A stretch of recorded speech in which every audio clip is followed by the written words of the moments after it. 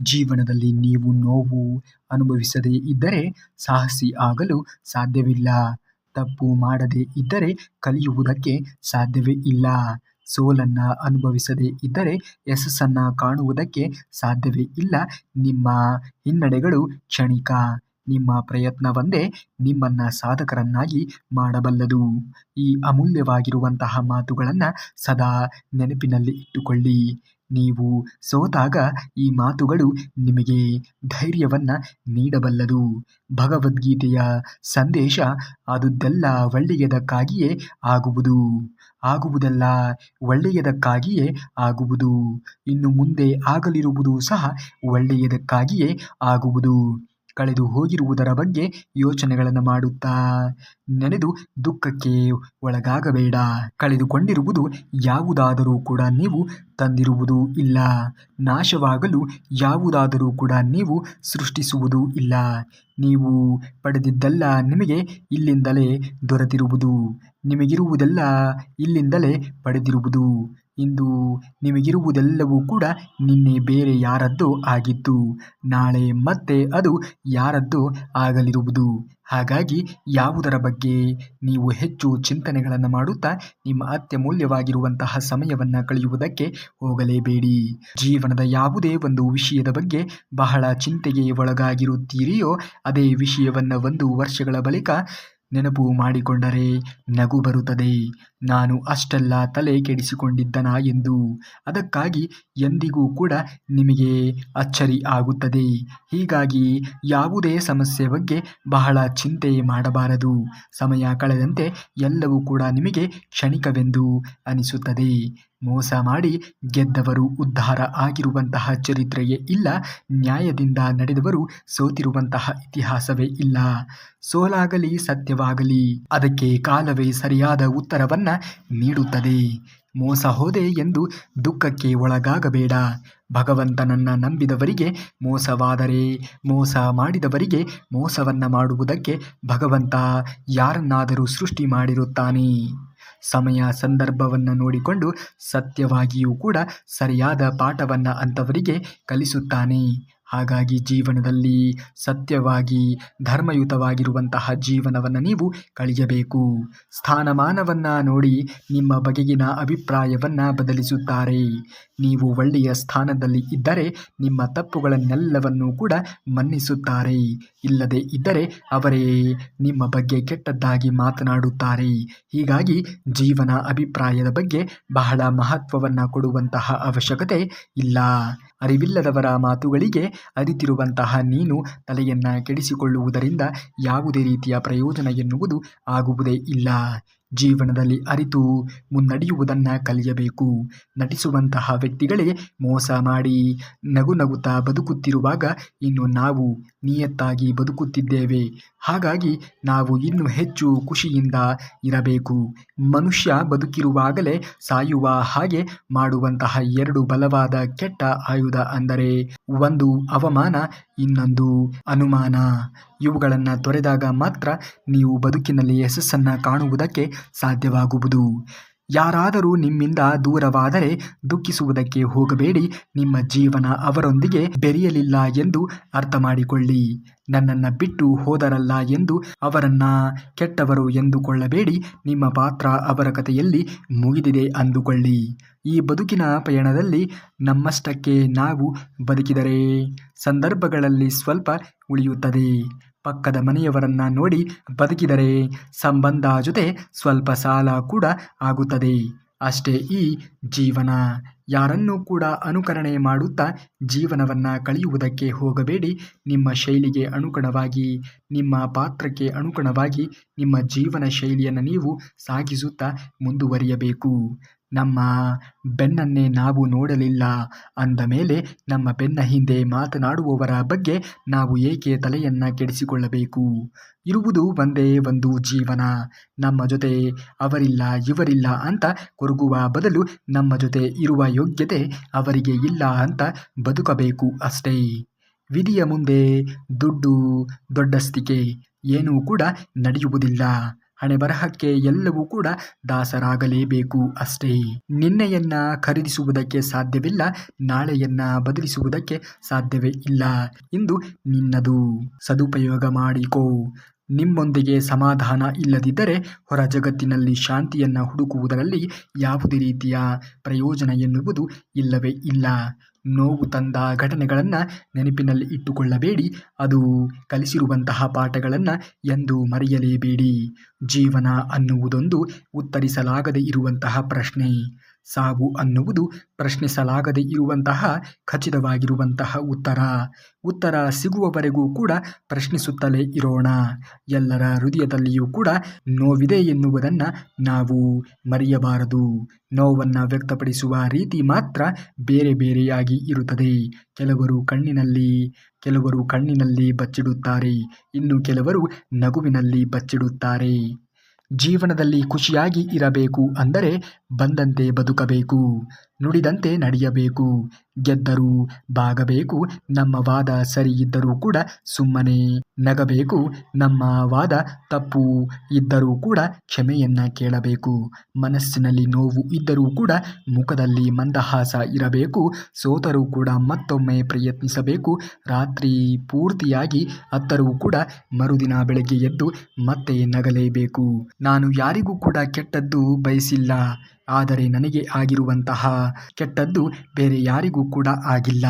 ತಪ್ಪೇ ಮಾಡದೆ ಶಿಕ್ಷೆ ಅನುಭವಿಸುತ್ತಿರುವಂತಹ ಬಲಿಪಶು ನಾನು ಕೃಷ್ಣ ಎಂದು ಕೃಷ್ಣನಲ್ಲಿ ನೀವು ಬೇಡಿಕೊಂಡಾಗ ಕೃಷ್ಣ ಪರಮಾತ್ಮನು ನಿಮ್ಮ ಎಲ್ಲ ಆಶೆಗಳನ್ನು, ನಿಮ್ಮ ಎಲ್ಲ ಕನಸುಗಳನ್ನು, ನಿಮ್ಮ ಎಲ್ಲ ಇಷ್ಟಾರ್ಥಗಳನ್ನು ನೆರವೇರಿಸುತ್ತಾನೆ. ಸಮಯವನ್ನು ತೆಗೆದುಕೊಳ್ಳಬಹುದು, ಆದರೆ ಖಂಡಿತವಾಗಿಯೂ ಕೂಡ ಒಂದಲ್ಲ ಒಂದು ದಿನ ನಿಮ್ಮ ಇಷ್ಟಾರ್ಥಗಳನ್ನು ನೆರವೇರಿಸುತ್ತಾನೆ. ಇಲ್ಲಿ ಯಾರೋ ಒಳ್ಳೆಯವರಲ್ಲ, ಯಾರೂ ಕೂಡ ಕೆಟ್ಟವರಲ್ಲ. ಸಮಯಕ್ಕೆ ತಕ್ಕಂತೆ ಎಲ್ಲರೂ ಹೇಗೆ ಬೇಕೋ ಹಾಗೆ ಅವರವರ ಅನುಕೂಲಕ್ಕೆ ತಕ್ಕಂತೆ ಬದುಕುತ್ತಿದ್ದಾರೆ ಅಷ್ಟೇ. ಸಮಯ ಮನುಷ್ಯನ ನಿಜ ಸ್ವರೂಪವನ್ನು ಚೆನ್ನಾಗಿ ತಿಳಿಸಿಕೊಡುತ್ತದೆ. ಜೀವನದಲ್ಲಿ ಪ್ರೀತಿ ಮತ್ತು ನಂಬಿಕೆ ಯಾವತ್ತಿಗೂ ಕೂಡ ಕಳೆದುಕೊಳ್ಳಬೇಡಿ. ಏಕೆಂದರೆ ಪ್ರೀತಿ ಎಲ್ಲರ ಮೇಲೂ ಕೂಡ ಹುಟ್ಟುವುದಿಲ್ಲ, ನಂಬಿಕೆ ಎಲ್ಲರ ಮೇಲೆಯೂ ಕೂಡ ಬರುವುದಿಲ್ಲ. ಪ್ರೀತಿ ಮತ್ತು ನಂಬಿಕೆ ಒಂದು ಕನ್ನಡಿ ಇದ್ದಂತೆ.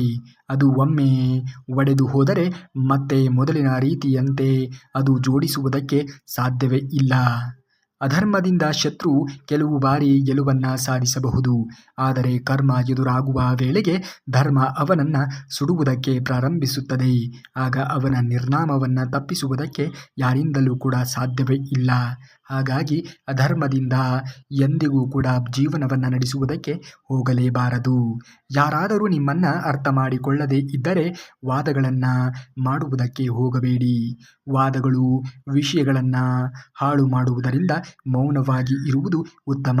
ನಿಮ್ಮ ಮನಸ್ಸನ್ನು ಅರಿತವರು ಎಂದಿಗೂ ಕೂಡ ನಿಮ್ಮ ವಿರುದ್ಧ ಮಾತನಾಡಲಾರರು. ಯೋಚನೆಯನ್ನ ಮಾಡಿ ನೋಡಿ. ಒಬ್ಬ ವ್ಯಕ್ತಿ ಸತ್ತು ಹೋದರೆ ಅವನು ಬಳಸಿದ ವಸ್ತುಗಳನ್ನೆಲ್ಲ ಹೊರಗೆ ಬಿಸಾಕುತ್ತಾರೆ, ಆದರೆ ಅವನ ಹಣ ಮತ್ತು ಆಸ್ತಿಗಳನ್ನು ಮಾತ್ರ ಬಿಸಾಕುವುದೇ ಇಲ್ಲ. ಈ ಪ್ರಪಂಚದಲ್ಲಿ ಹಣಕ್ಕೆ ಇರುವಂತಹ ಬೆಲೆ ಮನುಷ್ಯನಿಗೆ ಇಲ್ಲ. ಇದೇ ಅಲ್ಲವೇ ವಿಪರ್ಯಾಸ ಅಂದರೆ? ನಮಗೆ ಕಷ್ಟ ಬಂದಾಗ ನಮ್ಮ ಅಸಹಾಯಕತೆಯನ್ನು ನೋಡಿ ಆಡಿಕೊಂಡು ನಗುವವರು ನಮ್ಮ ಶತ್ರುಗಳು. ಕಷ್ಟದಲ್ಲಿ ಇದ್ದಾಗ ಧೈರ್ಯವನ್ನು ಹೇಳುವವರು ಬಂಧುಗಳು. ನಮ್ಮ ಕಷ್ಟ ಕಾಲದಲ್ಲಿ ಸಹಾಯವನ್ನು ಮಾಡಿ ಕಣ್ಣೀರು ಒರೆಸುವವರು ಸ್ನೇಹಿತರು. ಆದರೆ ಯಾರಿಗೂ ಕೂಡ ಕಾಣದ ಹಾಗೆ ನಮ್ಮ ಕಷ್ಟಗಳನ್ನು ನೋಡಲಾಗದೆ ಕಣ್ಣೀರನ್ನು ಹಾಕುವವರು ನಮ್ಮ ತಂದೆ ತಾಯಿಗಳು. ಯಾವುದೇ ಕಾರಣಕ್ಕೂ ಕೂಡ ತಂದೆ ತಾಯಿಗಳಿಗೆ ಮೋಸವನ್ನು ಮಾಡುವುದಕ್ಕೆ ಹೋಗಲೇಬೇಡಿ. ಮೋಸ ಮಾಡಿ ಸಂಪಾದನೆಯನ್ನು ಮಾಡಿರುವಂತಹ ಹಣದಲ್ಲಿ ಸ್ವಲ್ಪ ಹಣ ಪುಣ್ಯದ ಕಾರ್ಯಕ್ಕೆ ವಿನಿಯೋಗವನ್ನು ಮಾಡಿದರೆ ಮಾಡಿದಂತಹ ಪಾಪ ಪರಿಹಾರ ಆಗಬಹುದು ಎಂದು ಅಂದುಕೊಂಡರೆ ಅದು ಖಂಡಿತವಾಗಿಯೂ ಕೂಡ ಮೂರ್ಖತನದ ಪರಮಾವಧಿ. ಏಕೆಂದರೆ ಆ ಪುಣ್ಯದ ಫಲ ಎನ್ನುವುದು ಮೋಸ ಹೋದವರಿಗೆ ಸೇರುತ್ತದೆ ಹೊರತು ಮೋಸ ಮಾಡಿದವರಿಗೆ ಸೇರುವುದೇ ಇಲ್ಲ. ಆದ್ದರಿಂದ ಯಾರಿಗೂ ಕೂಡ ಮೋಸವನ್ನು ಮಾಡಿ ನಿಮ್ಮ ಜೀವನವನ್ನು ನೀವು ಸುಧಾರಿಸಿಕೊಳ್ಳಬೇಕು ಅಥವಾ ಜೀವನದಲ್ಲಿ ಮುಂದುವರಿಯಬೇಕು ಎನ್ನುವಂತಹ ಒಂದು ನಂಬಿಕೆಯನ್ನಾಗಲಿ ಆಸೆಗಳನ್ನಾಗಲಿ ಇಟ್ಟುಕೊಂಡರೆ ಇಂದಿಗೆ ಅದನ್ನು ಬಿಟ್ಟು ಬಿಡುವುದು ಒಳ್ಳೆಯದು. ಜೀವನ ಅಂದರೆ ಇಷ್ಟೇನೆ. ಹರಿದ ಚಪ್ಪಲಿಗಾದರೂ ಕೂಡ ಮನೆಯಲ್ಲಿ ಜಾಗ ಎನ್ನುವುದು ಇರುತ್ತದೆ. ಆದರೆ ಮನುಷ್ಯ ಸತ್ತರೆ ಮನೆಯಲ್ಲಿ ಜಾಗ ಎನ್ನುವುದು ಇರುವುದಿಲ್ಲ. ಮನೆಯಿಂದ ಹೊರಗಡೆನೆ ಇಡುತ್ತಾರೆ. ಇದು ನಮ್ಮ ಜೀವನ. ಸುಖ ದುಃಖಗಳಿಗೆ ನಾವೇ ಹೊಣೆ. ಇಲ್ಲಿ ಯಾರೂ ಕೂಡ ಕಾಪಾಡಲು ಬರುವುದಿಲ್ಲ. ಅವರವರ ಜೀವನದಲ್ಲಿ ನಿರತರಾಗಿರುತ್ತಾರೆ. ಉರಿದು ಬೂದಿಯಾಗುವಂತಹ ಮೊದಲು ಉರಿದು ಬೆಳಕಾಗಿ ಆ ಬೆಳಕನ್ನು ನಿಮ್ಮ ಇಡೀ ಜೀವನಕ್ಕೂ ಕೂಡ ಸಂಧಾನಕ್ಕೆ, ನಿಮ್ಮ ಇಡೀ ಬಂಧುಗಳಿಗೆ ಪ್ರಾಪ್ತಿಯಾಗುವವರೆಗೆ ಅಥವಾ ನಿಮ್ಮನ್ನು ನಂಬಿದವರಿಗೆ ಎಲ್ಲವೂ ಕೂಡ ಬೆಳಕಾಗುವಂತೆ ನೀವು ಬೆಳಕಾಗಿ ಜೀವನವನ್ನು ಸಾಗಿಸಬೇಕು. ನಮ್ಮ ಜೀವನದಲ್ಲಿ ಆಗಿರುವಂತಹ ಅನ್ಯಾಯ ಮೋಸಕ್ಕೆಲ್ಲ. ಭಗವಂತ ನ್ಯಾಯವನ್ನು ಕೊಡುತ್ತಿಲ್ಲ, ಉತ್ತರ ಕೊಡುತ್ತಿಲ್ಲ ಎಂದು ಕೊರಗಬೇಡಿ. ಏಕೆಂದರೆ ಕೆಸರು ನೀರನ್ನು ಸ್ವಲ್ಪ ಹೊತ್ತು ಅದರ ಪಾಡಿಗೆ ಬಿಟ್ಟರೆ ತಿಳಿಯಾಗುತ್ತದೆ. ಬಿಸಿ ನೀರನ್ನು ಸ್ವಲ್ಪ ಹೊತ್ತು ಬಿಟ್ಟರೆ ತಣ್ಣಗಾಗುತ್ತದೆ. ಹಾಗಾದರೆ ನಾವು ಕೂಡ ಸ್ವಲ್ಪ ಕಾಲ ಎಲ್ಲವನ್ನ ನಮ್ಮ ನಿರೀಕ್ಷೆಗಳಿಗೆ ತಕ್ಕ ಹಾಗೆ ಬದುಕಲು ಆರಂಭಿಸಿದರೆ ಎಲ್ಲವೂ ಕೂಡ ಸರಿಹೊಂದುತ್ತದೆ. ಮನುಷ್ಯ ಹೂವುಗಳಂತೆ ಬದುಕುತ್ತಾನೆ. ಮನದಲ್ಲಿ ದುಃಖ ತುಂಬಿದಾಗ ಬಾಡುತ್ತಾನೆ. ಮನಸ್ಸಿನಲ್ಲಿ ಸಂತೋಷ ಬಂದಾಗ ಅರಳುತ್ತಾನೆ. ಅರಳಿ ಬಾಡುವಂತಹ ನಡುವೆ ನಗಿಸುತ್ತಾ ನಗುತ್ತಾ ಬದುಕುವುದೇ ನಿಜವಾದ ಬದುಕಾಗಿದೆ. ಅಂತಹ ಬದುಕಿನ ಶೈಲಿಯನ್ನು ನೀವು ಜೀವನದಲ್ಲಿ ರೂಪಿಸಿಕೊಳ್ಳಬೇಕು. ಪ್ರತಿಯೊಂದು ಜೀವಿಗೂ ಕೂಡ ಸೃಷ್ಟಿಕರ್ತ ಭಗವಂತನು. ಅವನು ಬಯಸುವ ಮೊದಲೇ ಆಯಸ್ಸು, ಪುಣ್ಯ, ಪಾಪಕರ್ಮ, ವಿದ್ಯೆ, ಸಂಪತ್ತು ಮತ್ತು ಮರಣ, ಈ 5 ಕೂಡ ನಿಶ್ಚಯಿಸಿ ಭೂಮಿಗೆ ಕಳಿಸಿರುತ್ತಾನೆ. ಯಾರಿಂದಲೂ ಕೂಡ ಇದನ್ನು ಬದಲಿಸುವುದಕ್ಕೆ ಸಾಧ್ಯವಿಲ್ಲ. ಆಗಬೇಕಾದದ್ದು ಹಾಗೆ ಆಗುತ್ತದೆ. ನಮ್ಮ ಪಾಲಿನ ಕರ್ತವ್ಯವನ್ನು ಶ್ರದ್ಧೆಯಿಂದ ಮಾಡುತ್ತಾ ನಮ್ಮ ಜೀವನವನ್ನು ಸಾಗಿಸಬೇಕು ಅಷ್ಟೇ. ಅಹಂಕಾರದ ಕುದುರೆಗಳನ್ನು ಏರಿ ಬಂದವರಿಗೆ ಪರಿಚಿತರೂ ಕೂಡ ಅಪರಿಚಿತರಂತೆ ಕಾಣುತ್ತಾರೆ. ಆದರೆ ಕುದುರೆಯ ಮೇಲಿನಿಂದ ಕೆಳಗೆ ಬಿದ್ದ ಮೇಲೆ ಅದರ ಮುಂದೆಯೇ ಸಹಾಯಕ್ಕಾಗಿ ಕೈ ಚಾಚುತ್ತಾರೆ. ಹುಟ್ಟು ಒಂದು ದಿನ, ಸಾವು ಒಂದು ದಿನ. ನಡುವೆ ಅಹಂಕಾರ ಎನ್ನುವುದು ಏಕೆ? ಹಿಂಡಿದ ಹಾಲು ತಕ್ಷಣವೇ ಹೇಗೆ ಮೊಸರಾಗುವುದಕ್ಕೆ ಸಾಧ್ಯವಿಲ್ಲವೋ ಹಾಗೆಯೇ ಇಂದು ಮಾಡಿರುವಂತಹ ಪಾಪ ಕೃತ್ಯಗಳ ಫಲ ಎನ್ನುವುದು ತಕ್ಷಣಕ್ಕೆ ಅನುಭವಕ್ಕೆ ಬರುವುದಕ್ಕೆ ಸಾಧ್ಯವಿಲ್ಲ. ಆದರೆ ಮಾಡಿರುವಂತಹ ಕರ್ಮ ಯಾವತ್ತಿಗೂ ಕೂಡ ನಮ್ಮನ್ನು ಸುಮ್ಮನೆ ಬಿಡುವುದಿಲ್ಲ. ಅದು ಬೂದಿ ಮುಚ್ಚಿರುವಂತಹ ಕೆಂಡದಂತೆ ಸಮಯವನ್ನು ನೋಡಿ ಸರಿಯಾಗಿ ನಮಗೆ ಅದರ ಒಂದು ಪರಿಣಾಮವನ್ನು ಸೂಚಿಸುತ್ತದೆ. ರಾಮ ಎನ್ನುವವನೇ ರಾವಣನಿಗೆ ಇಷ್ಟವಾಗಲಿಲ್ಲ. ಕೃಷ್ಣ ಎನ್ನುವವನೇ ಕಂಸನಿಗೆ ಮೆಚ್ಚುಗೆ ಆಗಲಿಲ್ಲ. ಅಂದಾದ ಮೇಲೆ ಎಲ್ಲರ ಮೆಚ್ಚುಗೆಗಾಗಿ ಬದುಕುತ್ತೇನೆ ಅಂದರೆ ಖಂಡಿತ ಅರ್ಥವಿಲ್ಲ.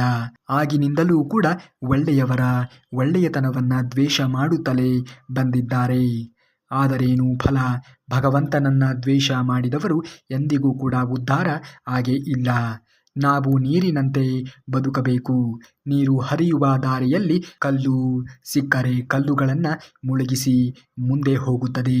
ಹಾಗೆಯೇ ಜೀವನದಲ್ಲಿ ನಾವು ಕಷ್ಟಗಳನ್ನು ಎದುರಿಸಿ ಮುಂದೆ ನುಗ್ಗುತ್ತಾ ಮುಂದುವರಿಯಬೇಕು. ಒಂದು ನಿಮಿಷದಲ್ಲಿ ಬದುಕು ಬದಲಾಗುತ್ತದೆ ಅಂತ ಹೇಳುವುದಕ್ಕೆ ಸಾಧ್ಯವಿಲ್ಲ. ಆದರೆ ಒಂದು ನಿಮಿಷದಲ್ಲಿ ತೆಗೆದುಕೊಂಡಿರುವಂತಹ ಒಂದು ಒಳ್ಳೆಯ ನಿರ್ಧಾರಗಳು ನಮ್ಮ ಇಡೀ ಸಂಪೂರ್ಣವಾಗಿರುವಂತಹ ಬದುಕನ್ನು ಬದಲಿಸುತ್ತದೆ ಎಂದು ಖಂಡಿತವಾಗಿಯೂ ಕೂಡ ಹೇಳಬಹುದು. ನಿಮ್ಮ ಕುರಿತು ನಿಮ್ಮನ್ನು ಅವಮಾನ ಮಾಡುತ್ತಾ ಹಿಂದಿನಿಂದ ಮಾತನಾಡುವವರಿಗೆ ನೀವು ಏನೂ ಕೂಡ ಮಾಡಬೇಕಾಗಿಲ್ಲ. ಸಮಯಕ್ಕೆ ಅವಕಾಶವನ್ನು ಕೊಡಿ. ನರಕ ಅನುಭವಿಸುತ್ತಾರೆ ನೋಡಿ. ಏಕೆಂದರೆ ಕರ್ಮ ಅವರನ್ನು ಕೂಡ ಸುಡಲು ಪ್ರಾರಂಭಿಸುತ್ತದೆ ಮತ್ತು ಕರ್ಮವೇ ಅವರಿಗೆ ತಕ್ಕ ರೀತಿಯ ಪಾಠವನ್ನು ಕಲಿಸುತ್ತದೆ. ಕಾಯುವಂತಹ ತಾಳ್ಮೆಯನ್ನು ಇಟ್ಟುಕೊಳ್ಳಿ. ಮೋಸ ಮಾಡಿ ಗೆದ್ದೆ ಎಂದು ಮೆರೆಯಬೇಡ. ನಿನ್ನ ಅಂತ್ಯದ ಸಮಯ ಮುಂದೊಂದು ದಿನ ಖಂಡಿತವಾಗಿಯೂ ಕೂಡ ನಿಗದಿ ಆಗಿದೆ ಎನ್ನುವುದನ್ನು ಮರೆಯಬೇಡ. ನಿನ್ನ ಅಂತ್ಯಕಾಲ ಬಂದಾಗ ಬಹಳ ಮೆರೆದ ನಿನಗೆ ಹೇಗೆ ಮಣ್ಣು ಮುಕ್ಕುವಂತಹ ಸ್ಥಿತಿ ನಿರ್ಮಾಣ ಆಗಬಹುದು ಎಂದು ನೀನು ಊಹಿಸುವುದಕ್ಕೂ ಕೂಡ ಸಾಧ್ಯವಿಲ್ಲ. ಮೆರೆದವರು ಮಣ್ಣಾಗಲೇಬೇಕು. ಎಚ್ಚರಿಕೆಯಿಂದ ಜೀವನವನ್ನು ಕಳೆಯುವುದನ್ನು ಮನುಷ್ಯ ನೋಡಬೇಕು. ಜೀವನದಲ್ಲಿ ಸಮಸ್ಯೆಗಳು ಬಂದಾಗ ನಾವು ಯಾರ ಹತ್ತಿರ ಸಲಹೆಗಳನ್ನು ಕೇಳುತ್ತೇವೆ ಎನ್ನುವುದು ತುಂಬಾ ಮುಖ್ಯವಾದದ್ದು. ಏಕೆಂದರೆ ದುರ್ಯೋಧನನು ಶಕುನಿಯ ಹತ್ತಿರ ಸಲಹೆಗಳನ್ನು ಕೇಳುತ್ತಿದ್ದ. ಆದರೆ ಅರ್ಜುನನು ಭಗವಂತ ಶ್ರೀಕೃಷ್ಣನ ಹತ್ತಿರ ಸಲಹೆಗಳನ್ನು ಕೇಳುತ್ತಿದ್ದ. ರಾವಣ ಮಹಾನ್ ಶಿವಭಕ್ತ. ರಾಮನ ಎದುರು ಪ್ರಾಣ ಬಿಡುವಾಗ ಶಿವ ಕಾಪಾಡಲಿಲ್ಲ. ಕರ್ಣನಂಥ ದಾನಶೂರ ಮತ್ತೊಬ್ಬರು ಇಲ್ಲ. ಆದರೂ ಕೂಡ ಅಂತಹ ಕರ್ಣನನ್ನೇ ಕೃಷ್ಣ ಬದುಕಲು ಬಿಡಲಿಲ್ಲ. ಅಧರ್ಮದ ದಾರಿಯಲ್ಲಿ ಹೊರಟವರು ಎಂತಹ ಭಕ್ತರೇ ಇರಲಿ, ಎಷ್ಟೇ ಒಳ್ಳೆಯವರಾಗಿ ಇರಲಿ, ಭಗವಂತ ಶಿಕ್ಷೆಯನ್ನು ಕೊಡದೆ ಬಿಡುವುದೂ ಇಲ್ಲ. ಏರಿದವರು ಇಳಿಯಲೇಬೇಕು, ಮೆರೆದವರು ಅಳಿಯಲೇಬೇಕು, ಉರಿದವರು ಆರಲೇಬೇಕು. ಇನ್ನೊಬ್ಬರಿಗೆ ಕಷ್ಟವನ್ನು ಕೊಟ್ಟವರು ಜೀವನ ಪೂರ್ತಿ ಕಷ್ಟಕ್ಕೆ ಗುರಿಯಾಗಲೇಬೇಕು. ನಾನು ನನ್ನದು ಅಂದವರು ನೋವನ್ನು ಅನುಭವಿಸಲೇಬೇಕು. ಸಂತೋಷಕ್ಕೆ ದುರಾಸೆ ಪಟ್ಟವರು ನಿರಾಶೆ ಆಗಲೇಬೇಕು. ಖಡ್ಗದಿಂದ ಯುದ್ಧ ಮಾಡಿದವರು ಬೇರೆಯವರ ಖಡ್ಗದಿಂದ ಸಾಯಲೇಬೇಕು. ಮಾಟ ಮಂತ್ರದಿಂದ ಸಂಚು ಮಾಡಿದವರು ಅದೇ ತಂತ್ರ ಮಂತ್ರದಿಂದ ಎಲ್ಲರನ್ನ ಕಳೆದುಕೊಳ್ಳುವಂತಹ ಸ್ಥಿತಿ ನಿರ್ಮಾಣ ಆಗುತ್ತದೆ. ಯಾರಿಗೂ ಕೂಡ ನೀವು ಏನನ್ನ ಕೊಡುತ್ತೀರಿಯೋ ಅದೇ ಮರಳಿ ಪಡೆಯುತ್ತೀರಾ ಎನ್ನುವುದನ್ನು ಯಾವುದೇ ಕಾರಣಕ್ಕೂ ಮರೆಯುವುದಕ್ಕೆ ಹೋಗಬಾರದು. ಒಳ್ಳೆಯವರ ಶಾಪ ಒಳ್ಳೆಯದಲ್ಲ, ಎಚ್ಚರಿಕೆ. ಕೆಟ್ಟವರು ಕೆಟ್ಟದ್ದನ್ನು ಮಾಡುವುದಕ್ಕೆ ಶುರು ಮಾಡಿದರೆ ಬರೀ ಕೆಟ್ಟದ್ದು ಆಗಬಹುದು ಅಷ್ಟೇ. ಆದರೆ ಒಳ್ಳೆಯವರು ಕೆಟ್ಟದ್ದನ್ನು ಮಾಡುವುದಕ್ಕೆ ಶುರು ಮಾಡಿದರೆ ಅದು ಭಯಾನಕವಾಗಿ ಇರುತ್ತದೆ. ಒಳ್ಳೆಯವರಿಗೆ ಆಗಿರುವಂತಹ ಮೋಸಕ್ಕೆ ಭಗವಂತನೇ ತಕ್ಕ ರೀತಿಯ ಉತ್ತರವನ್ನು ಕೊಡುತ್ತಾನೆ. ಕಾದು ನೋಡಿ. ಒಳ್ಳೆಯವರು ಯಾವತ್ತಿಗೂ ಕೂಡ ಸೋಲಲ್ಲ, ಕೆಟ್ಟವರು ಯಾವತ್ತಿಗೂ ಕೂಡ ಉದ್ಧಾರ ಆಗಿರುವಂತಹ ಚರಿತ್ರೆಯೇ ಇಲ್ಲ. ಹಾಗಾಗಿ ಜೀವನದಲ್ಲಿ ಒಳ್ಳೆಯ ಅಂಶಗಳನ್ನು ಮೈಗೂಡಿಸಿಕೊಳ್ಳಿ. ಖಂಡಿತವಾಗಿಯೂ ಕೂಡ ನಿಮ್ಮ ಎಲ್ಲ ಕನಸುಗಳು ನನಸಾಗುತ್ತವೆ. ನೀವೇನಾದರೂ ಶ್ರೀಕೃಷ್ಣ ಪರಮಾತ್ಮನ ಭಕ್ತರೇ ಆಗಿದ್ದರೆ ತಪ್ಪದೇ ಈ ಒಂದು ವಿಡಿಯೋಗೆ, ಈ ಒಂದು ಸಂದೇಶಕ್ಕೆ ತಪ್ಪದೇ ಒಂದೇ ಒಂದು ಲೈಕನ್ನು ಮಾಡುವುದರ ಮೂಲಕ ನಮ್ಮ ಪ್ರಯತ್ನಕ್ಕೆ ಒಂದು ಮೆಚ್ಚುಗೆಯನ್ನು ವ್ಯಕ್ತಪಡಿಸಿ ಎಂದು ಕೇಳಿಕೊಳ್ಳುತ್ತಾ, ನಾಳೆಯ ಶ್ರೀಕೃಷ್ಣ ಪರಮಾತ್ಮನ ವಚನಾಮೃತದೊಂದಿಗೆ ಸಿಗುವವರೆಗೂ ಧನ್ಯವಾದ. ಕರುನಾಡಿಗೆ.